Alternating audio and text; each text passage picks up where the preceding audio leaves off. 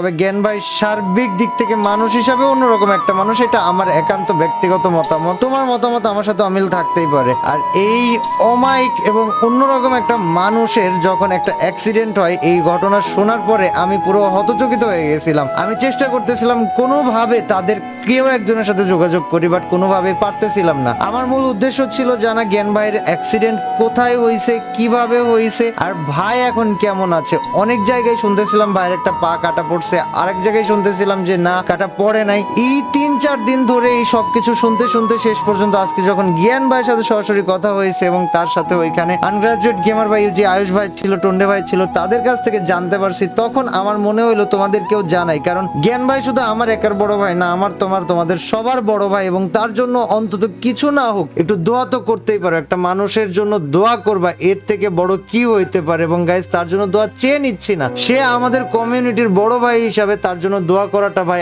আমাদের ভিতর থেকে আসা উচিত। তো সবার প্রথম কথা, জ্ঞান ভাইয়ের অ্যাক্সিডেন্ট কিভাবে হয়েছিল বা কোথা থেকে হয়েছিল আর কেন হয়েছিল। তো গাইস, জ্ঞান ভাই রিসেন্টলি গেছিল নেপালে, সুনিতাদের সাথে দেখা করে ওইখান থেকে টন্ডে ভাইকে নিয়ে ফিরতেছিল ইন্ডিয়াতে। এবং সে যখন ফিরতেছিল, ফেরার টাইমে গাইস, তোমরা জানো ইন্ডিয়া থেকে নেপাল অনেক লং একটা রাস্তা, এবং এই লং রাস্তা পাড়ি দেওয়ার টাইমে গাইস ক্লান্তি লাগা, অবসাদগ্রস্ত হওয়া, খারাপ লাগা, এটা খুবই কমন একটা ব্যাপার। সো জ্ঞান ভাই, টন্ডে ভাই তারা যখন ফিরতেছিল গাইস, ফেরার টাইমে রাস্তার মাঝখানে হাইওয়েতে গাড়িটা সাইড করে নামছিল, জাস্ট একটু রেস্ট নিয়ে একটু ফ্রেশ হয়ে আবার যাবে, আবার চলা শুরু করবে। বাট এই টাইমে প্রায় 200+ স্পিড একটা গাড়ি এসে প্রথমে জ্ঞান ভাইরে মেরে দেয়, এবং তারপর জ্ঞান ভাইয়ের গাড়িরে মেরে দেয়। মানে জ্ঞান ভাই গাড়ির বাইরেই ছিল এবং এসে গাড়িরে মেরে দেয়, এবং গাড়ির সাথে মানে জ্ঞান ভাইরে মেরে দেয়, এবং তার সাথে গাড়িরও